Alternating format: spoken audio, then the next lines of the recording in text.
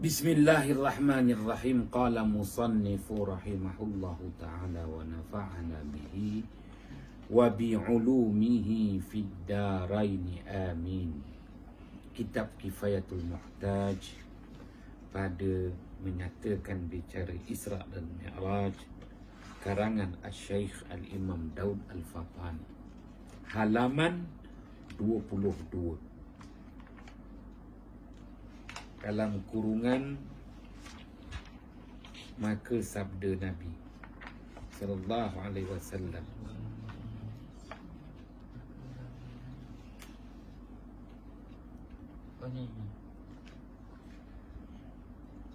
maka sabda Nabi sallallahu alaihi wasallam di atas pertanyaan Abu Jahal. Rasulullah sallallahu alaihi wasallam menjawab, kepada Baitul Maqdis.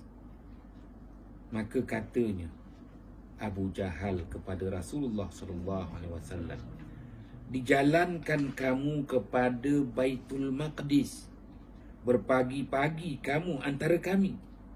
Maka sabda Nabi sallallahu alaihi wasallam, bahkan ya, maka tiada melihat Abu Jahal bahawa mendustakan Nabi kerana takut ia pada sangkanya akan Nabi mengingkarkan katanya dahulu itu.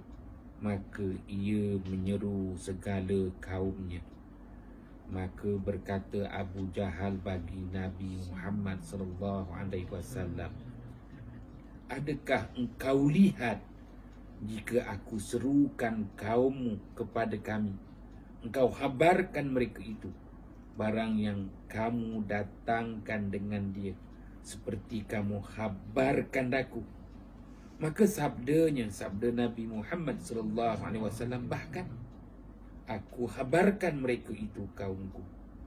Maka menyerulah oleh Abu Jahal alaihi laknatullah dengan suara yang keras, dengan katanya Abu Jahal, hai segala Bani Ka'ab, hai Bani Lu'ay, berhimpunlah kamu sekalian kepadaku.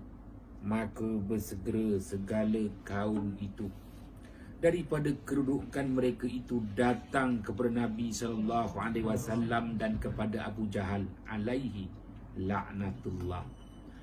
Maka berkata Abu Jahal itu, habarkan olehmu ya Muhammad kepada segala kaummu dengan barang yang kamu habarkan daku. Maka sabda Nabi Muhammad sallallahu alaihi wasallam, bahwasanya aku sungguhnya telah dijalankan akan daku pada malam ini. Maka berkata mereka itu, ke mana? Dijalankan di kau. Maka sabda Nabi Muhammad sallallahu alaihi wasallam, kepada Baitul Maqdis. Maka berkata pula mereka itu, maka berpagi-pagi kamu antara kami. Maka sabda Nabi Muhammad sallallahu alaihi wasallam, bahkan ya, maka tatkala mendengar mereka itu, maka gempa mereka itu dengan bersalah-salahan hal mereka itu dan perkataan mereka itu.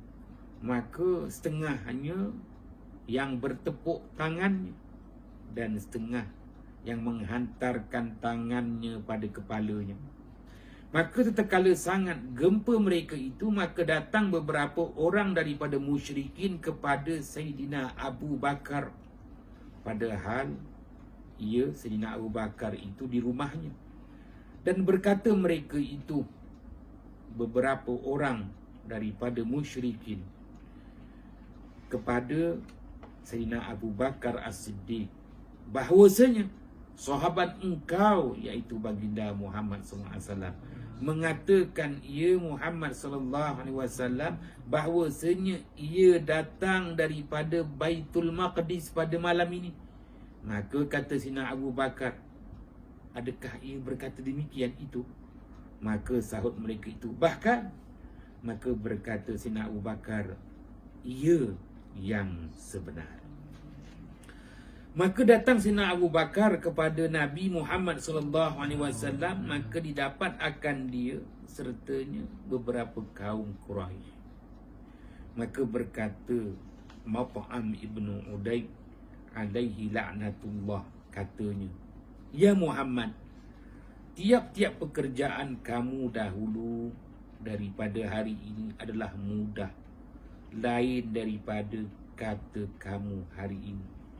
Bahawasanya aku naik saksi bahawa perkataan kamu ini dusta, dan kami berjalan pelari unta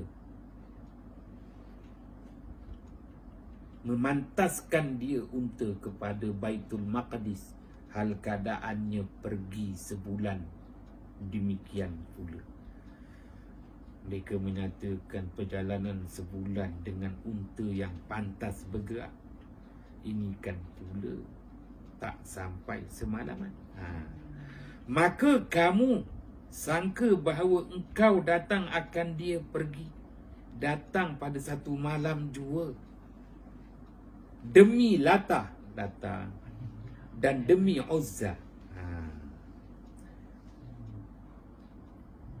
bangsa Arab Bani Quraisy, musyrik Mekah. Mereka menyatakan ada dua Tuhan, Tuhan di langit, Tuhan di bumi. Tuhan di langit itu namanya Ta'ala, maka yang di bumi namanya Lata. Jadi Lata itu mengambil daripada Ta'ala. Ta'ala itu yang maha tinggi, jadi itu letaknya di langit. Maka di bumi daripada istilah Ta'ala jadi Lata. Begitu juga Uzza yang di langit itu Azza wa Jalla, maka yang di bumi itu disebut Uzza. Jadi dibuatlah berhala namanya Lata dan Uzza. Maka dua berhala ini akan diletakkan di depan Kaabah dan diletakkan di dua tempat lagi, iaitu Safa dan Marwah. Demi Lata, berhala Lata dan Uzza, tiada aku percaya akan dikau, wahai Muhammad. Maka menjawab Sayyidina Abu Bakar As-Siddiq dengan sangat marah. Maka berkata ia bagi Sayyidina Abu Bakar As-Siddiq, hai Mat'am, sejahat-jahat perkataan itu barang yang kamu berkata bagi anak saudara kamu. Sungguhnya telah engkau tuduhkan dia Muhammad dengan dusta. Demi Allah bahawasanya aku naik saksi akan dia, ia baginda Muhammad sallallahu alaihi wasallam itu sebenarnya. Maka dengan sebab itulah dinamakan dia Abu Bakar As-Siddiq radhiyallahu anhu, dan namanya Abdullah bin Abi Quhafah, dan laqabnya, gelarannya Atiq. Kemudian maka berkata mereka itu, ya Muhammad, sifatkan olehmu akan kami rupa Baitul Maqdis tu. Macam mana rupa Baitul Maqdis? Selama ni melihat Baitullahil Atiq, betapa benanya daripada batu, atau betapa kelakuannya daripada panjangnya dan pendeknya Baitul Maqdis itu, dan betapa hampirnya dengan bukit. Maka adalah hadir di sana beberapa orang yang tahu ia akan sifat Baitul Maqdis. Maka mensifatkan oleh Nabi Muhammad sallallahu alaihi wasallam bagi mereka itu dengan katanya, adapun benanya bahagian-bahagian dan kelakuannya bahagian-bahagian, dan hampir bukitnya bahagian-bahagian. Maka sentiasalah Nabi mensifatkan bagi mereka itu. Berlaku pula maka kesamaran atas Nabi setengah sifatnya. Bagaimana Rasulullah nak gambarkan Al-Masjidil Aqsa, di situlah terletaknya Baitul Maqdis. Maka hasil bagi Nabi kesusahan akan sebagai susah yang sangat. Tiada seumpamanya dahulu-dahulu. Maka didatangkan Baitul Maqdis oleh Jibril ke Mekah. Dihantarkan dia terlebih hampir kepada Nabi daripada kampung Aqil. Kata Aqil, kata setengah ulama, bahawasanya telah memukul Sayyidina Jibril alaihissalam dengan sayapnya. Maka hilang dinding antara Nabi Muhammad SAW dan Baitul Maqdis. Hingga melihat Nabi Muhammad SAW akan dia Baitul Maqdis. Dan kata Qil, kata setengah ulama, dirupakan Allah Ta'ala rupa Baitul Maqdis di hadapan Nabi Muhammad sallallahu alaihi wasallam. Maka mensifatkan Nabi akan mereka itu tiap-tiap ditanya akan dia hingga berhenti daripada tanyanya. Kemudian maka kembalilah bertanya akan pintunya. Habis semua nak tanya. Maka berkata mereka itu, ya Muhammad, berapa pintu masjid itu? Maka jadilah Nabi SAW melihat dan membilang akan dia pintu masjid Al-Masjidul Aqsa satu-satu, dan menghabarkan bagi mereka itu dengan dia akan segala rupanya Al-Masjidul Aqsa hingga habis. Maka adalah Sayyidina Abu Bakar radhiyallahu anhu berkata, ia baginya tiap-tiap berkata Nabi, sadaqta, sadaqta, benar kamu ya Muhammad, hingga selesai. Dan berkata pula ia Sayyidina Abu Bakar As-Siddiq setelah Rasulullah menjawab semua persoalan berhubung tentang rupa bentuk Baitul Maqdis, rupa bentuk dan kedudukan Al-Masjidul Aqsa.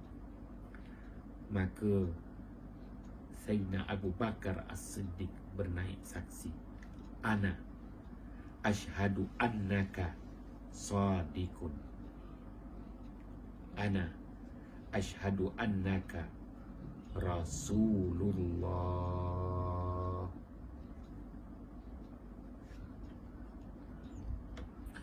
Maka sebab itulah dinamakan dia Abu Bakar As-Siddiq, seperti yang telah tersebut dahulu.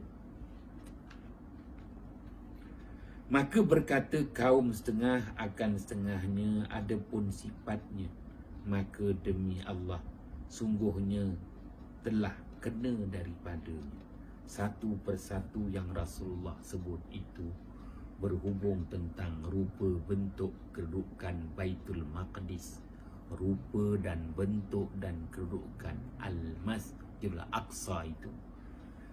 Berapa pintu, kedudukan pintu, batu-batu, marmar, semua disebut oleh baginda Muhammad SAW yang pernah ke sana mengakui benar. Kemudian maka berkata mereka itu bagi Sayyidina Abu Bakar, adakah engkau benarkan dia, wahai Abu Bakar, bahawasanya ia pergi ke Baitul Maqdis pada malam ini? Maka kembali kepada kamu dahulu daripada sebelum subuh. Dahulu daripada subuh tu mana sebelum subuh dah sampai. Maka berkata Sayyidina Abu Bakar radhiyallahu anhu, bahkan dan bahawasanya demi Allah aku benarkan dia, benarkan junjungan besar Nabi Muhammad SAW pada barang yang terlebih jauh daripada itu, dan bahawasanya aku benarkan dia baginda Muhammad SAW dengan segala khabar di dalam 7 petala langit pada satu pagi dan satu petang. Wah. Kalaupun Rasulullah di bawah 7 petala langit, 7 petala bumi, dalam satu pagi satu petang, Sayyidina Abu Bakar radhiyallahu an memperakukan dia percaya dengan sebenar-benarnya. Dan adalah ia Sayyidina Abu Bakar radhiyallahu an itu bersahabat dengan Nabi sallallahu alaihi wasallam padahal umur Nabi 18 tahun. Dah jadi kawan karib dah begitu lama. Adalah dahulu daripada ini, sebelum berlaku peristiwa Al-Isra wal Mi'raj ini, Sayyidina Abu Bakar As-Siddiq itu sekali peristiwa pergi berniaga kepada Syam. Maknanya Sayyidina Abu Bakar As-Siddiq ini pun ada pengalaman berurus niaga di Syam atau ke Yaman. Maka mimpi ia bagian-bagian. Maka dikhabarkan kepada Buhairah Ar-Rahib, pendeta yang masyhur. Maka berkatalah Buhairah, seorang pendeta ini, jikalau sungguh mimpi engkau, wahai Abu Bakar ini, maka bahawasanya lagi akan dibangkitkan satu Nabi daripada kaummu, dan lagi adalah engkau wazirnya pada hidupnya, menterinya pada hidupnya. Yang Buhairah ni yang kisah Rasulullah ikut yang Abu Talib kecil-kecil tu. Ya, seorang pendeta. Kalau sebut dia sama ada dia di Buhairah ini, maknanya dia pendeta daripada Nasara. Maksudnya daripada pendeta yang dia masa tu beriman ke ataupun tidak? Dia namanya Ahlul Kitab. Ahlul Kitab. Yalah, pada ketika ialah Ahlul Kitab. Kalau sebut Ahlul Kitab tu memang dia berpegang dengan kitab Injil. Jadi Ahlul Kitab pada zaman tu sama ada dia tu Ahlul Kitab Injil ataupun Ahlul Kitab Taurah. Pun begitu, oleh kerana kitab Taurah tu dah begitu jauh, jadi sesekali sahaja berjumpa dengan pendeta-pendeta Yahudi. Tapi kelazimannya orang Arab ni selalu berjumpa dengan pendeta-pendeta Kristian, Nasara. Maksudnya Nasara ni berpegang pada Injil. Berpegang pada Injil yang sebenar. Ahlul Kitab ni kita kata. Kerana banyak persamaan. Pada zaman itu belum ada lagi penyelewengan. Sebab itu Buhairah itu akan menjadi rujukan sebahagian daripada masyarakat Arab. Apatah lagi bangsa Arab Bani Quraisy sudah jauh dalam kesesatan penyembahan berhala.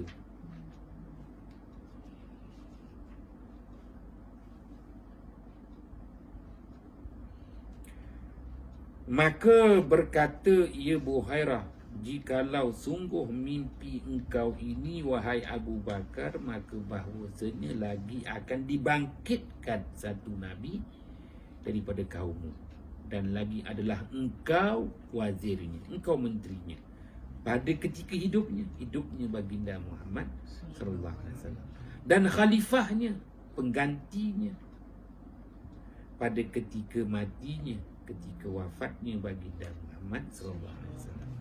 Maka sembunyi ia Sayyidina Abu Bakar akan dia apa yang dia dapat maklumat daripada Buhairah, seorang rahib. Maka tatkala dibangkitkan Rasulullah sallallahu alaihi wasallam risalah, maka duduk Rasulullah sallallahu alaihi wasallam pada masjid menyeru manusia kepada tauhid. Maka berkata segala musyrikin, hai Abu Bakar, sahabat kamu telah gila. Maka berkata ia baginya dan apa kala kelakuannya. Maka berkata mereka itu, ia duduk di masjid mendakwa akan Nabi dan menyeru manusia kepada agamanya. Maka datang Sayyidina Abu Bakr As-Siddiq kepada Nabi Muhammad SAW. Maka sembah ia, ya Muhammad, telah sampai kepada hamba daripada Tuan hamba bagian-bagian. Maka sabdanya, bahkan maka katanya, demi Allah, tiada hamba dapat pada Tuan hamba dusta. Pengakuan Sayyidina Abu Bakar. Tetap apa yang tanda yang Tuan hamba dakwa itu. Tetapi Pada Tuan hamba dusta. Tetapi apa tanda yang Tuan hamba dakwa itu? Apa tanda? Maka sabda Nabi SAW, mimpi kamu dahulu itu. Maka katanya, berikan tangan Tuan hamba supaya hamba ambil janji. Maka mengucap ia. Maka adalah ia awal-awal Islam daripada laki-laki, dan Siti Khadijah awal Islam daripada perempuan. Mimpi disebut kat sini. maksudnya ketika tu Rasulullah belum lahir ke? Belum dilantik sebagai Rasul lah. Belum dilantik sebagai Rasul.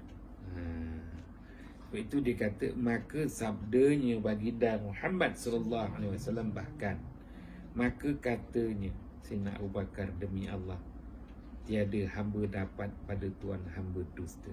Tetapi Sayyidina Abu Bakar cakap, apa tanda yang Tuan hamba dakwa itu? Maka sabda Nabi SAW, mimpi kamu dahulu itu. Maka katanya, berikan tangan Tuan hamba. Maka sama ada yang jelas di sini, Sayyidina Abu Bakar tetap merahsiakan mimpinya dan hanya mengkhabarkan mimpinya itu kepada Buhairah. Dan Buhairah rahib menceritakan maksud mimpi. Dan Sayyidina Abu Bakar terus sembunyikan. Maksudnya Dia tak cerita pada siapa-siapa pun. Kepada Rasulullah pun dia tak cerita.